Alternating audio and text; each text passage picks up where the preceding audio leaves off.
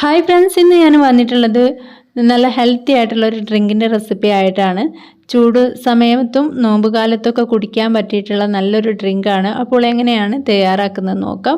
ഇതിന് വേണ്ടിയിട്ട് ഞാനിവിടെ 2 ടേബിൾ സ്പൂൺ കൂവപ്പൊടിയാണ് എടുത്തിട്ടുള്ളത്. ഇതിലേക്ക് 1/4 കപ്പ് വെള്ളം ഒഴിച്ചിട്ട് നന്നായിട്ടൊന്ന് മിക്സ് ചെയ്തെടുക്കുക.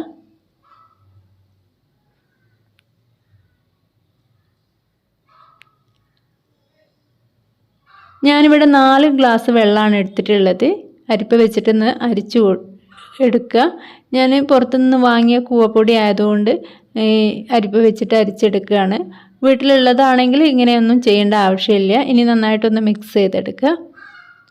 ഇനി ഇതിലേക്ക് പാൽ ഒഴിച്ചു കൊടുക്കാം. തേങ്ങാപ്പാലാണെങ്കിൽ ലാസ്റ്റ് കൂവ കാച്ചിയതിന് ശേഷം ചേർത്ത് കൊടുത്താൽ മതി. ഞാനിവിടെ പാലാണ് ഒഴിച്ചു കൊടുക്കുന്നത്. ഒരു 1/4 കപ്പ് പാൽ ഒഴിച്ചു കൊടുക്കുക.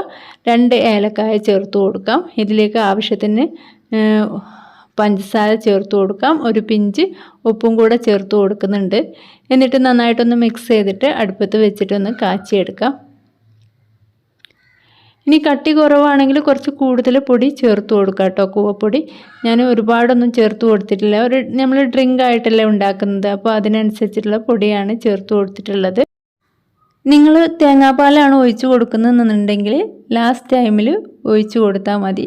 ജസ്റ്റ് ഒന്ന് ചൂടായതിന് ശേഷം ഫ്ലെയിം ഓഫ് ചെയ്യാം. ഞാൻ പാലായതുകൊണ്ടാണ് ആദ്യം ഒഴിച്ചു കൊടുത്തിട്ടുള്ളത്. തേങ്ങാപ്പാലിനും നല്ല ടേസ്റ്റാണ് ഇത് ഉണ്ടാക്കിയാൽ. ഇനി നമുക്ക് ഫ്ലെയിം ഓഫ് ചെയ്യാം. ചൂടാറിയതിന് ശേഷമാണ് ഇത് കുടിക്കാൻ നല്ലൊരു ടേസ്റ്റ്. തണുപ്പിച്ചിട്ട് കുടിക്കാൻ നല്ല ടേസ്റ്റാണ്. ഞാനിവിടെ ബ്ലാക്ക് കഷ്കഷ് വെള്ളത്തിലിട്ട് കുതിർത്ത് എടുത്തിട്ടുണ്ടായിരുന്നു. അതും കൂടെ ഇതിലേക്ക് ആഡ് ചെയ്യുന്നുണ്ട്. ഗ്ലാസ്സിലേക്ക് ഒഴിച്ചു കൊടുക്കാം. ഇതിലേക്ക് കഷ്കഷും കൂടെ ചേർത്ത് കൊടുക്കാം കേട്ടോ. നിങ്ങളുടെ കയ്യിലുണ്ടെങ്കിൽ ചേർത്ത് കൊടുക്കുക.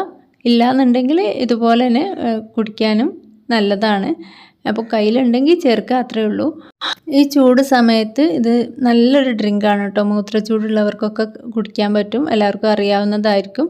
അപ്പോൾ വീഡിയോ ഇഷ്ടമെങ്കിൽ ലൈക്ക് ചെയ്യുക, ഷെയർ ചെയ്യുക. ഇൻഷാ അല്ലാഹ് വീണ്ടും കാണാം നല്ലൊരു റെസിപ്പി ആയിട്ട്. താങ്ക്